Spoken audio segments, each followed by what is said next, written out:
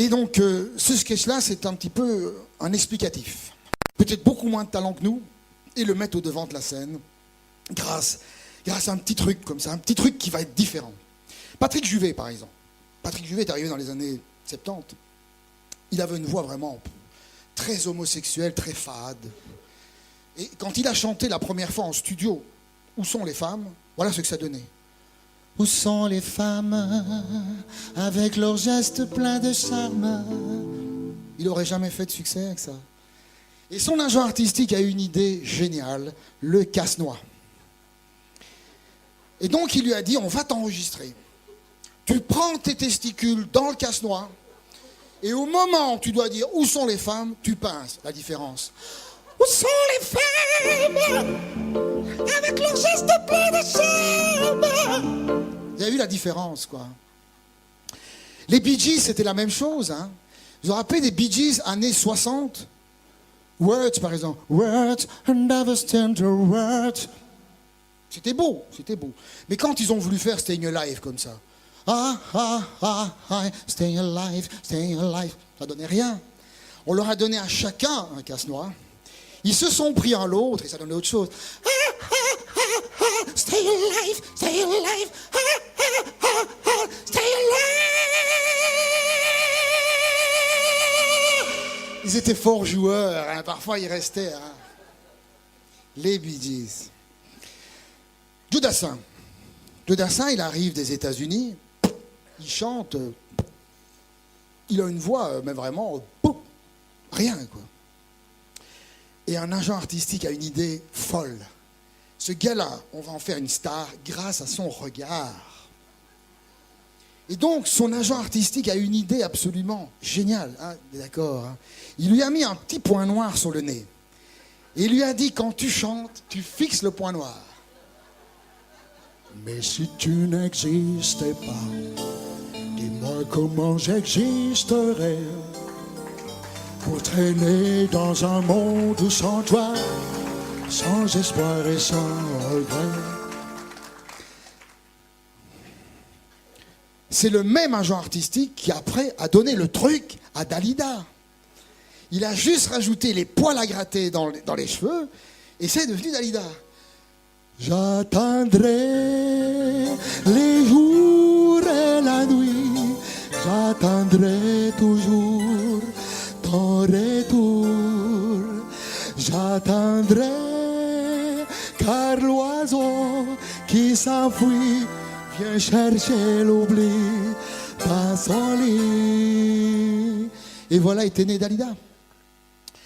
Et puis d'autres trucs sont arrivés, des trucs extraordinaires. L'oreillette, par exemple, l'oreillette. Alors l'oreillette, on vous fait croire que c'est pour le retour musical. Non, l'oreillette, c'est des chanteurs qui savent pas rester seuls sur scène. Voyez-vous, ce sont des timides. Il faut tout le temps que l'agent artistique leur parle dans l'oreille.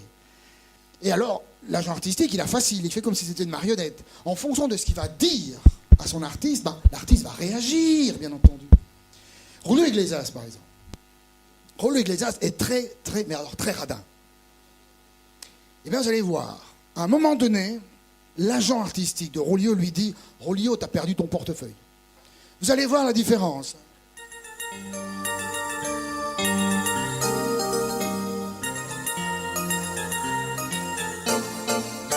Et vous les femmes, et vous les drames, et vos sourires nous attirent, et nous désarment, et vous séduisez, et vous... Vous avez vu la différence, hein? Le même trucage, l'oreillette toujours, avait été aussi créé par l'agent artistique de Gilbert Bécaud. Gilbert Bécaud, il chantait raide, hein, mais alors raide. Mais alors, il n'était pas très malin. Et donc son impresario lui criait simplement. Vous allez voir comme il réagit. Il lui criait « Gilbert, c'est toi ?» Vous allez voir. L'important, c'est la rose, l'important. Ouais, c'est la rose, l'important. Ouais, c'est la rose, oui. Crois-moi. C'était tout.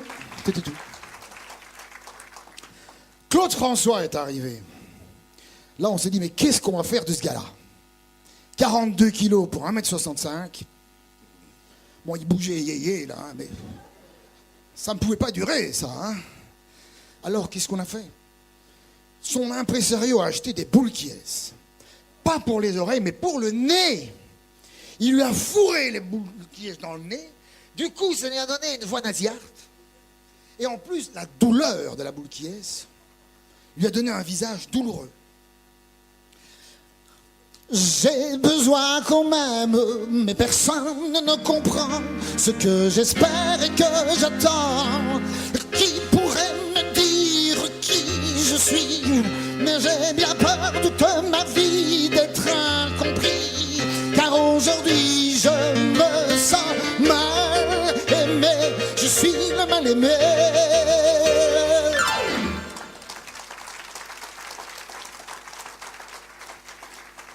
Extraordinaire différence. Hein. Et puis alors un autre qui est arrivé aussi. Dieu sait qu'il est bourré de talent. C'est extraordinaire. C'est Charles Aznavour. Mais Charles Aznavour, pas très beau, hein. Lui aussi, on se dit, mais qu'est-ce qu'on va en faire de ce gars-là, quoi, hein? Lui, on va lui donner un style particulier. On va le remodeler complètement. On lui a enlevé toutes ses dents supérieures, déjà. Alors, ça donnait juste ça. Après ça, on s'est dit, on va lui coudre la main dans le pantalon. Et on lui a dit aussi, tu chantes tout le temps de profil. Tout le temps de profil.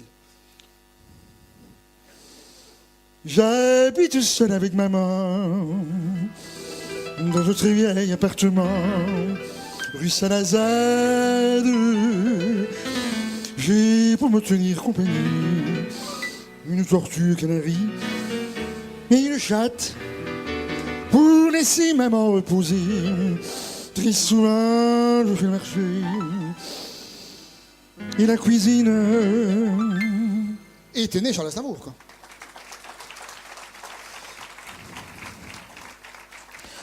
Après, c'est vrai, mais ça continue les trucages, et maintenant, il y a des trucages vraiment, ça dépasse l'entendement, quoi. Il y a un manque de respect de l'artiste.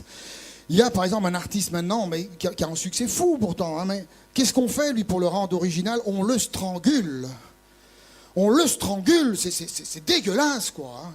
Et juste avant qu'il ne soit tout bleu, on le pousse sur la scène, mais strangulé, quoi. Je n'attendais que vous,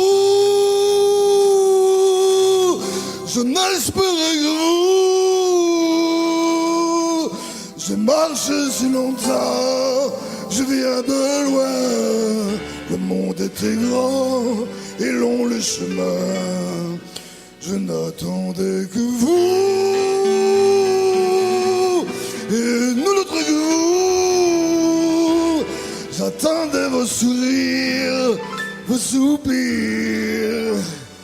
Donnez-moi votre air, qu'enfin je respire.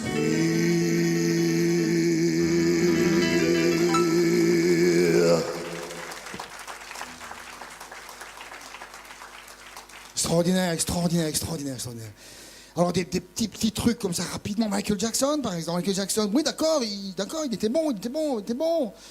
Mais si on ne lui avait pas mis une électrode de 220 volts dans le caleçon, aurait-il eu son style?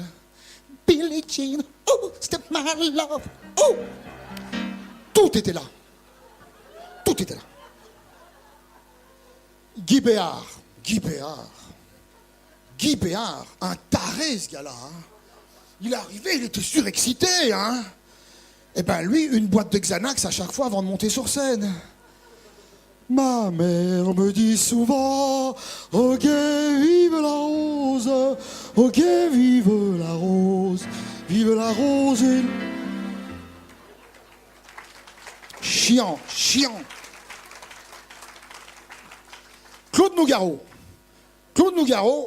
alors lui aussi statique ce gars, statique. Alors lui, qu'est-ce qu'on faisait? On le faisait picoler avant, mais picoler comme un mort, quoi. Et alors il avait son style de picoleur extraordinaire, mais c'était beau. Hein. Armstrong, je ne suis pas noir, je suis blanc de peau. Quand on veut chanter l'espoir, quel manque de peau. Je peux voir le ciel, les oiseaux, mais rien ne brille là-haut.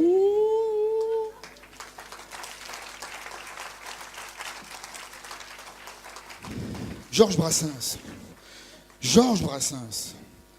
Georges Brassens, lui, on l'avait cantonné dans toujours le même morceau. On lui disait, tu vas faire tout le temps le même tempo, la même monotonie. Et il s'y tenait, mais quoi qu'il chante. Alors quand il chantait ses chansons poétiques, c'est beau quand c'est lent comme ça. Tu sais, par exemple, elle est à toi cette chanson, toi l'Auvergnat qui sans façon m'a donné 4 bouts de bois, quand dehors moi j'avais si froid. Là ça allait, mais on aurait pu lui donner n'importe quoi. Je vais vous le montrer. Connaissez-vous la chanson vraiment débile de Claude François, Sale bonhomme? Eh bien Georges Brassens, il aurait chanté de la même manière. Sale bonhomme est-elle pire des hommes qu'on n'ait jamais vus. J'aurais craché, faisait de l'œil aux inconnus. Il rongeait ses ongles et mangeait sa soupe, mais la mangeait dans une passoire. On m'a même dit qu'il n'avait jamais mis les pieds dans une baignoire.